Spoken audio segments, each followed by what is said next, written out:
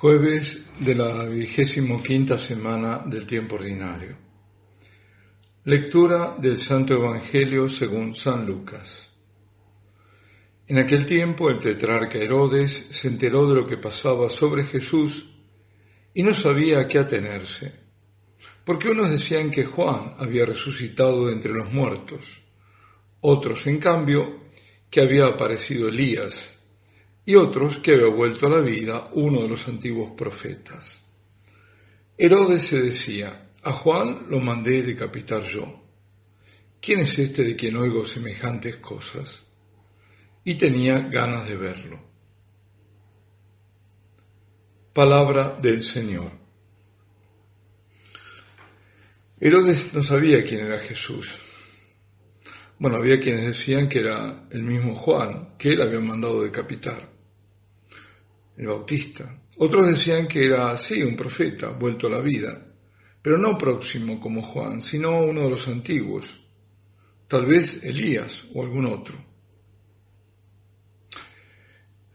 Bueno, si decían todas estas cosas es porque lo que hacía y decía el Señor era motivo de grandísima admiración. Más aún, sabían que hacía cosas, milagros, prodigios, que nunca se habían oído antes que alguien los hubiera hecho. Entonces, ¿quién era? Esa es la primera pregunta. La segunda, ¿qué movía a Herodes querer verlo y conocerlo? ¿Estaba tocado o quería ser tocado por la presencia del Señor? ¿El suyo era un llamado del corazón? ¿Alguien a quien Dios, el Padre, atraía hacia su Hijo? No, nada de eso. La sola curiosidad era lo que lo movía, más nada. Y esto justamente se pone de manifiesto cuando, por fin sí lo encuentra personalmente, en el momento en que Jesús, ya prisionero, se lo manda a Pilato para que lo interrogue. El pervertido y asesino Herodes, asesino como su padre, que había intentado matar a Jesús apenas nacido, en aquella única ocasión había querido que el Señor, como si fuese un mago de entretenimiento, hiciese algún milagro delante de él, para divertirlo. ¡Qué desilusión! Porque el Señor ni siquiera le respondió a su interrogatorio. Decepcionado, sin divertimento, lo devolvió a Pilato. Pero no solo Herodes, que es en todo caso también una de las personificaciones del mal en todo el drama de salvación que se desarrolla en ese tiempo. Digo uno porque ahí están los sacerdotes, ahí están los fariseos, ahí están personificados el mal.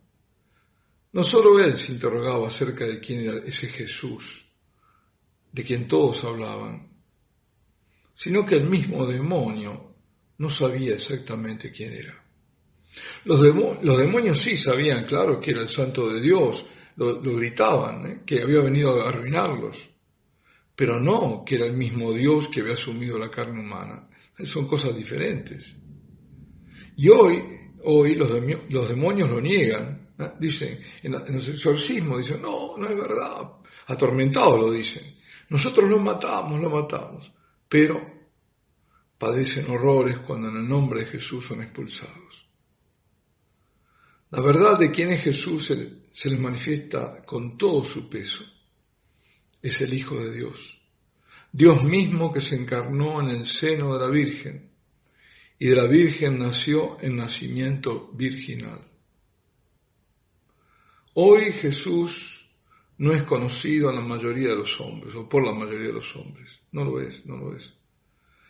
Algunos lo tienen por un gran profeta, un gran hombre que dio a la humanidad a lo largo de su historia, así como producto de la humanidad, digamos.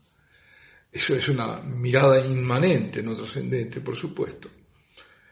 Uno que ponen a la par de otros, es uno más, uno que dicen, otros que dicen que fueron grandes, aunque no lo fueron, claro, pero dicen. Otros dicen que no era verdaderamente humano. Es el viejo gnosticismo, que es la primera herejía que ya combatía Juan el apóstol y evangelista. Otro el que presenta la nueva era, etcétera. Esto siempre ha sido así. Lo que hoy es diverso de otras épocas es el desconocimiento de Jesús en el seno de la iglesia de los bautizados y de los que deberían enseñar y guiar al pueblo de Dios. ¿Y por qué esto es así? Bueno, es una pregunta que se responde dándole solamente al fenómeno un nombre, porque este es el tiempo profetizado de la gran apostasía, que no se refiere al mundo, sino principalmente a la iglesia, ese gran signo del final de los tiempos. Gran parte de la iglesia ha apostatado, de un modo o de otro, consciente o inconsciente, tolerando incluso, haciéndose cómplice. Por tanto, esa es iglesia solo de nombre. No reconoce al Señor como único Salvador. Se lo presenta como uno que estaba en armonía con la creación, no a alguien por lo que todo fue hecho por Él y para Él, a la que la creación le está sujeta. Y en documentos se lo pone a la par de otros fundadores de religiones. La misma religión judía, a la par de, digamos, no de otras, sino en este caso diferente, la religión judía que me refiero no es la actual, que es talmúdica y que es cabalística, sino la que nace de la ley de Dios, la verdadera, la que llega al pueblo hebreo por medio de Moisés y luego de los profetas. Está toda esa religión orientada a la esperanza de la venida del Mesías Salvador. Un personaje que debería haber sido descifrado, que era un misterio a develar, y de que se tenía figuras distintas, que no, al no ser coincidentes no quiere decir que eran antagónicas, simplemente se lo veía a veces como el rey descendiente del rey David, un rey que tenía que venir y que tenía que ser la estirpe de David, pastor de Israel, restaurador. Y en esa espera cargada de esperanzas también cabía, claro, la desazón, cierto, diría, porque estaba dentro de la misma religión, entonces se puede decir cierto sabio escepticismo, como el que nos presenta en la primera lectura, que es el Coelet, el Eclesiastés, una suerte de personificación de Salomón. Es decir, se lo presenta como si fuera Salomón, aunque no lo era, el Coelet, que dice que todo es vanidad, no hay nada nuevo bajo el sol. Lo que pasa ya ocurrió y volverá a pasar. Entonces, ¿para qué afanarse tanto? Si todos los hombres tienen el mismo fin. Todo pasará y nadie se acordará, dice. Todo es correr tras el viento. Recién al final está lo esperanzador, al final del Eclesiastés, justo en las últimas estrofas. No vale la pena leerlos, claro, libro sapiencial. Y ciertamente es sabiduría el saber que de nada sirve acumular tesoros aquí cuando todo se dejará, y como vinimos al mundo, desnudos nos iremos. Pero esos grandes, lo digo entre comillas, como Herodes, ávidos de poder, ni se lo plantean, ebrios como están de poder. Por eso uno dice, pero este tipo que tiene 90 años, o qué sé yo, pero qué espera, pero no sabe que se va a morir, y qué sé yo, nos escandalizamos, pero es que no se lo presenta, ni lo piensa.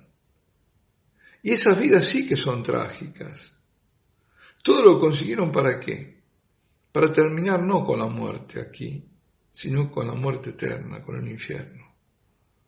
Ahora, lo terrible es que estas vidas son trágicas para ellos, pero también las hacen trágicas a los demás. Por eso el salmista recuerda sabiamente, es el salmo de hoy, tú, se dirige a Dios, reduces el hombre a polvo, diciendo, retornad, hijos de Adán.